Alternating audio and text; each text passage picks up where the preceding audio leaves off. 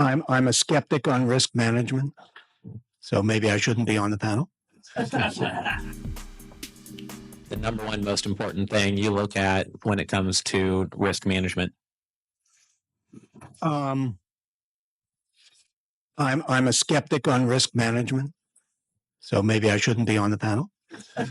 And the reason I'm a skeptic is that every time I've been in the business 48 years, and every time the markets go down meaningfully, so do all investments. So I'm saying to myself, where the hell are the PhDs who have mathematical degrees and are the determiners of risk mitigation? And I don't see them. So I have a lot of scar tissue from taking losses in markets, and I understand what it is to lose money. And so I believe that all of the risk mitigation is done before you make the investment. And it's done by checking out the pedigree of the people who you're going to invest with, checking out how good they are, not at what they do, not in a vacuum, but in comparison to their peers. And that involves a lot of lead work. You've got to find their peers, source their peers, question their peers, have enough credibility with their peers so that they respond to you. And finally, how much skin do they have in the game? If they don't have very much skin, the only excuse is that it's a startup. If they're successful people and they have very little skin in the game, they can't get my money. And we can't raise money for them, because ultimately that's a really critical question. If you have a down period, how much might you lose? Not me, not my clients. How much might you lose? And if it's not a meaningful portion of your net worth, you're playing games.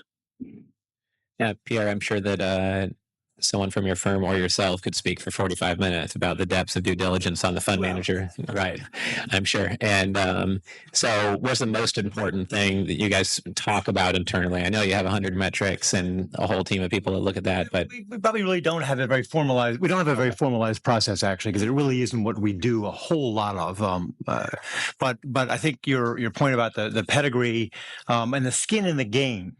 And skin in the game gets really hard to measure when it's a private company as opposed to a fund. But if they're out raising money, how much of their own money have they put into the business? And you know, how comfortable will they be when the business fails? Are very, very important questions. I also like to look, and I should say like to look at you, the investor, and your ability to contribute to the opportunity. I don't believe people should be, most of the time, be making random investments in companies in which they don't really understand something about the business or the markets they're in. So we tend to try to direct our clients towards that, because a dumb investor is really not helpful to the situation, and I don't believe that's the best way to make money if you want to make money in an investment. So we do tend to try to find that, but I'm not sure. I mean, other than looking at the experience of the principals and having done this before, their commitment to it, and actually speaking to humans from their past that you maybe don't get from them themselves. Everyone will give you a good reference. No one will give you a bad reference. So you got to find the bad reference yourself, and try to do that. I guess to your point on pedigree, both of you mentioned that. So to someone hearing that in the audience, and I think, okay, well, I think we have decent pedigree, but we better dial that up. Would you say that for sure it needs to be key executives on the team with a deep, relevant track record and credibility and references? Or would you say that having an excellent board could really supplement still having a very tiny team with an early track record? I mean, how much value do you put on someone having an amazing board who's helping them, navigate their space versus the key team members? Not much, in my opinion. Okay. No, I don't trust boards. They're usually paid to do what they're doing. No skin in the game. No skin in the game. They're hired because of their CVs. It's only a part-time undertaking. I don't consider boards very useful for my purposes. But by the way, I don't want to step on toes, but the interesting thing about risk mitigation and all of these things that we're talking about are wrapped in due diligence. I just want to say one thing about due diligence. People talk about it as a process. It's become unbelievably quantitative. And that's a very good substitute. Numbers are a very good substitute for experience and common sense. And that doesn't work out well for the investor. Due diligence is an art form. The best people in the world who do due diligence, do it rote. If you ever see someone coming in to do research on a money manager and he brings a pad of questions, don't consider him seriously. He's reflecting his job, not his underlying interest in the investments.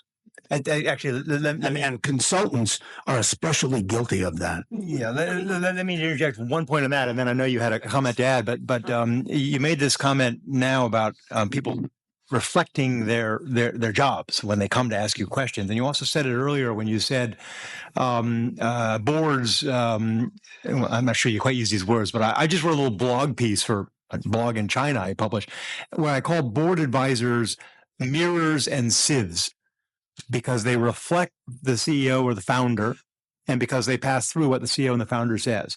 When you're doing your due diligence and you talk to the board or talk to advisors to the person, try to detect how well they will object and question and challenge the CEO or the founder, because those are by far the most valuable board advisors who truly will do that.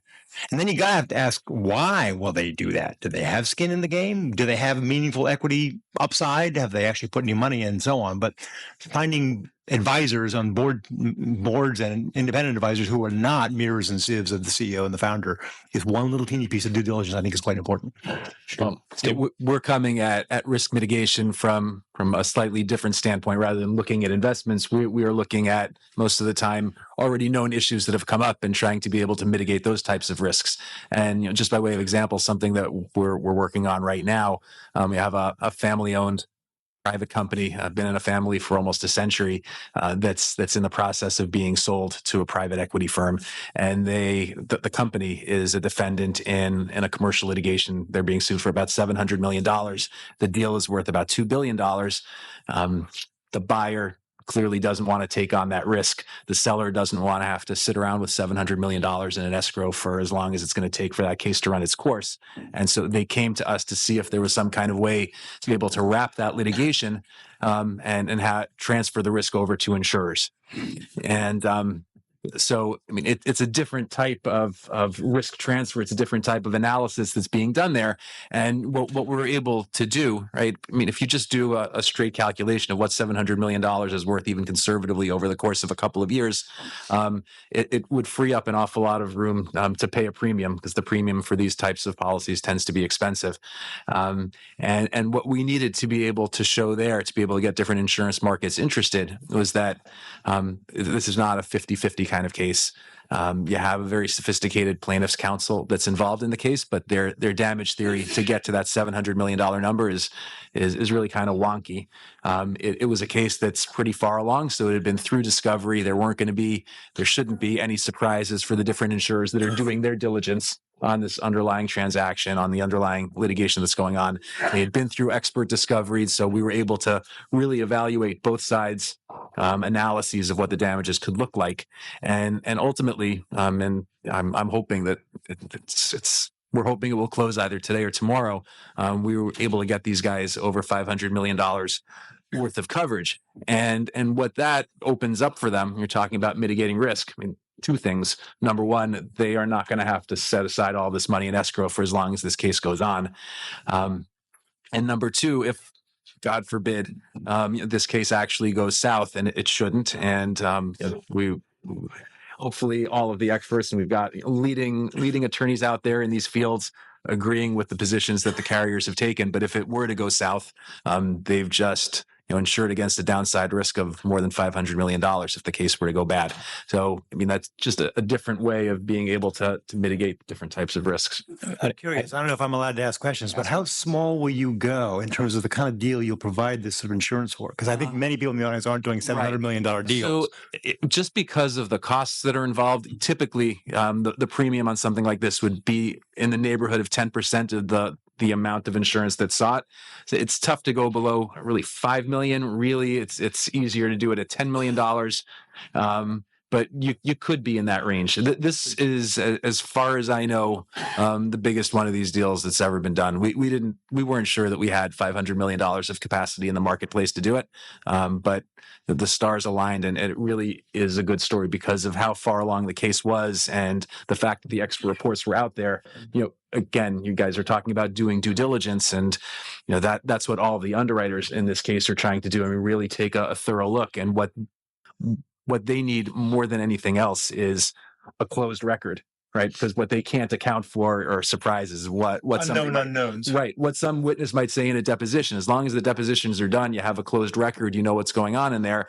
Well, then you're insuring against the risk that something goes bonkers at a trial, that a judge does something silly, that a jury, and juries do, I have enough experience with that, do surprising things, but you feel like you can actually underwrite that, and you've had the information you need for the diligence. But the answer to your question is, certainly 10 million in the right circumstances. If it's easy enough to underwrite, probably even 5 million.